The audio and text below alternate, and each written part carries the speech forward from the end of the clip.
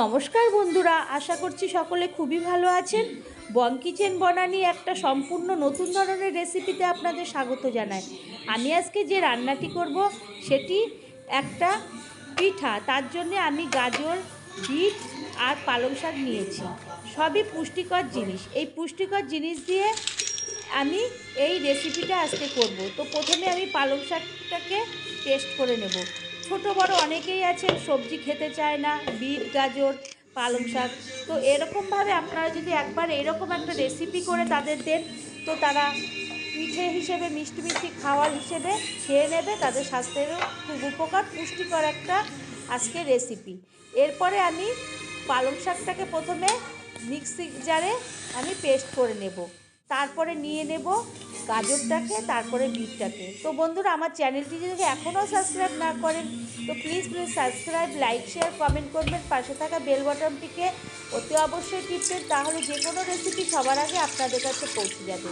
তো আমি প্রথমে ওই তিনটে পেস্টটাকে তৈরি করলাম। তারপরে গ্যাসের ওভেনে আমি কড়াই বসিয়ে তার মধ্যে জল দিলাম। জলটা গরম হলে নুন দিয়ে দেব। তারপরে চালের গুঁড়োটাকে আমি আস্তে আস্তে অল্প অল্প দিয়ে একটা খুন্তির সাহায্যে নাড়ব। তো বন্ধুরা, আমার এই ভিডিওটা প্রথম থেকে শেষ পর্যন্ত না দেখলে আপনারা বুঝতে পারবেন না আমি কেমন করে এই রান্নাটা করলাম। তারপরে আমি অল্প অল্প করে চালের গুঁড়ো দেব, দিয়ে খুন্তি দিয়ে নাড়ব যাতে একবারে না লেগে যায় বা দলা না পাকে। এরকম করে আমি আস্তে আস্তে ভালো করে ঘুটিয়ে দেব। চালের গুঁড়োটাকে নেড়ে নেড়ে একটা শুকনো দই তৈরি করব। তা এরকম একটা রেসিপি আপনারা বাড়িতে সকলে একবার ট্রাই করবেন, আশা করছি ভালো লাগবে। এবং এমন একটা জিনিস দিয়ে এই পিঠাটা আমি তৈরি করছি, স্বাস্থ্যের পক্ষে উপকার, আর সবজি যারা না খায় তাদেরও একবার হলেও খাইয়ে দেবেন। এরপর আমি ডোটাকে একটা প্লেটের মধ্যে নিয়ে নিলাম। তারপরে একটু উষ্ণ গরম অবস্থায় আমি ভালো করে ওটাকে, যেমন আটা ময়দা মাখি সেরকম হাতের সাহায্যে আমি ভালো করে পেস্ট করে নেব। মিশিয়ে আমি এবার একটা ডোটা থেকে চারটা আমি দলা তৈরি করব। গোল গোল করে চারটে দলা করব, কারণ একটা সাদা দলা থাকবে, ওটায় কোনো রং মেশাবো না। আর বাদবাকিটায় গাজর, তারপরে আমি একটা ভিজা নাকড়ার সাহায্যে ওটাকে ডো চারটেকে আমি ঢেকে নেব। তারপরে আমি কী করব, আলাদা আলাদা করে চারটে, প্রথমে আমি সাদাটার থেকে আমি একটা লেচি কেটে নেব। লেচি কেটে আমি ওটাকে টুসি কাটবো। একটা আমি নিয়ে নেব একটা চাকি বেলুন, সেই চাকির মধ্যে লম্বা করে দেব, তার মধ্যে থেকে হাফ করে একটু একটু আটার সাহায্যে আমি চালের গুঁড়ো দিয়ে একটা একটা করে আমি চটি এইভাবে আমি হাতের সাহায্যে তৈরি করে দেবো। তো বন্ধুরা, আপনারা আমি কীভাবে এই চটিটা করলাম আপনারা দেখুন, এইভাবে একবার হলেও বাড়িতে করবেন। এই করে প্রথমে আমি সাদাটা করে নেব। তারপরে সাদাটা হয়ে গেলে আমি যে রঙিন বিট, গাজর আর পালং শাকের যে আছে, তো প্রথমে আমি গাজরেরটা এরপরে করব। একে একে সমস্ত কটা আমি এইভাবে কষি কেটে নেব। কেটে নিয়ে আমি একটা, সবকটা যখন হয়ে যাবে আমি একটা কড়াই বসিয়ে দেবো ওভেনে। কড়াইয়ের মধ্যে তেল দিয়ে দেবো, কারণ আমি তেলটা দিয়ে একটুখানি ওটাকে ভেজে নেব। ভেজে নিলে কী হবে, ওটা গায়ে গায়ে লাগবে না, কিংবা রঙও যদি কোনো এটার রঙ ওর দিকেও কোনো যেতে পারবে না। ভাজা হয়ে গেলে তখন ওটা একটা অন্যরকম হয়ে যাবে, শক্ত মতন হয়ে যাবে, ভাজা হয়ে যাবে, তখন আর জিরে দেওয়ার পরে কোনো রঙ ছাড়বে না।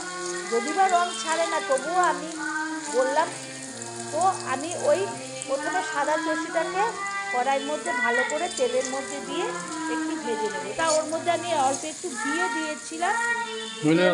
ঘি দিয়ে ভাজলে গন্ধটা একটা অন্যরকম সুন্দর আসে।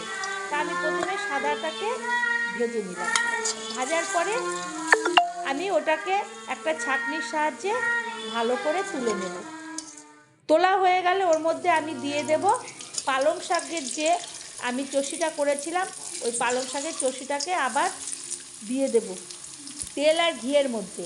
দিয়ে আমি আবারও ওই হাতার সাহায্যে বা ছেঁকনির সাহায্যে আমি ভালো করে নেড়ে চেড়ে ওটা যখন হয়ে যাবে একটু শক্ত মতন, তখন ওটাকে আমি ছেঁকনির সাহায্যে, ঝাঁঝরির সাহায্যে আমি তুলে নেব। তুলে রেখে আমি এরপরে দিয়ে দেব গাজরের চষিটা। একে একে আমি সমস্ত চষিগুলো ওই তেল আর ঘিয়ের মধ্যে ভালো করে ভেজে তুলব। হয়ে গেলে আমি এরপরে দিয়ে দেব বিটের চষিটা। তো এইরকম করে একবার হলেও বন্ধুরা বাড়িতে আপনারা এরকম একটা পুষ্টিকর পিঠা করে সকলকে দেবেন। দেখতেও সুন্দর লাগবে এবং খেতেও খুব ভালো লাগবে। এরপরে বিটের চষিটাকে আমি দিয়ে আবারও সেই ঘি আর তেলের মধ্যে ভালো করে ভেজে আমি আর একটা প্লেটে তুলে নেব। এইভাবে আমি ভাগে ভাগে 4টি প্লেটে এইভাবে তুলে আমি রেখে দেব। এরপরে আমি একটা কড়াইয়ের মধ্যে আমি দুধ বসাবো। কড়াইটা বসানোর পরে আমি একটা প্যাকেটের থেকে ওর মধ্যে দুধ দিয়ে দেব। দুধটা দিয়ে আমি দুধটাকে ভালো করে ফুটাবো। ফোটানো হয়ে গেলে আমি ওর মধ্যে ভালো করে আগে হাতা দিয়ে নাড়ব। তারপরে দিয়ে দেবো একটু তেজপাতা, গন্ধের জন্য আমি একটু দিয়ে দেবো তেজপাতা। দিয়ে ভালো করে আমি ওটাকে নাড়াচাড়া করব। যখন ভালো করে দুধটা ফুটে উঠবে তখন আমি ওর মধ্যে দিয়ে দেব নলেন গুড়। নলেন গুড়টা দিয়ে আমি নলেন গুড়টা দেওয়ার পরে যখন নলেন গুড়টা গলে যাবে, ভালো করে ওটা দুধের সঙ্গে মিশে যাবে, উতলে উঠবে, তখন আমি একে একে প্রথমে আমি গাজরের চষিটাকে দিয়ে দেব। দিয়ে আমি আবারও একটু নাড়তে থাকবো। তারপরে আমি একটু নাড়াচাড়া ওটা হয়ে গেল, ওটা দুধের সঙ্গে মিশলে আমি দিয়ে দেব সাদাটা, যে সাদাটা করে রেখেছিলাম প্রথমে, সেই সাদাটাকে দিয়ে দেব। তারপরে দিয়ে দেব পালং শাকেরটা, তারপরে দিয়ে দেব বিটেরটা। একে একে সমস্ত চষি পিঠা আমি এইভাবে কড়াইয়ের মধ্যে দুধের মধ্যে দিয়ে দেব। দিয়ে আমি খুন্তির সাহায্যে ভালো করে নাড়াচাড়া করব। যখন ওটা একটু ভাজা হয়ে গেছিলো ঘি আর তেলের সঙ্গে, ওটা অর্ধেকটা হয়েই গেছে, তারপরে যখন একটা ঘনত্ব এসে যাবে তখন আমি একটা প্লেটের মধ্যে ওই চষিটাকে তুলব। নাড়াচাড়া করব, নাড়াচাড়া করে যখন ভালো হয়ে যাবে, পুরো ঘনত্ব এসে যাবে, তখন আমি একটা খাতার সাহায্যে ওটাকে ভালো করে তুলব। তার আগে আমি ততক্ষণ ফুটাতেই থাকবো। ফুটানো হয়ে গেলে যখন ফুটে উঠবে তখন আমি তুলে নেব। তো একবার হলেও বন্ধুরা আমার মতন একটা আমি ডাব্বু হাতা দিয়ে একটা প্লেটের মধ্যে তুলব।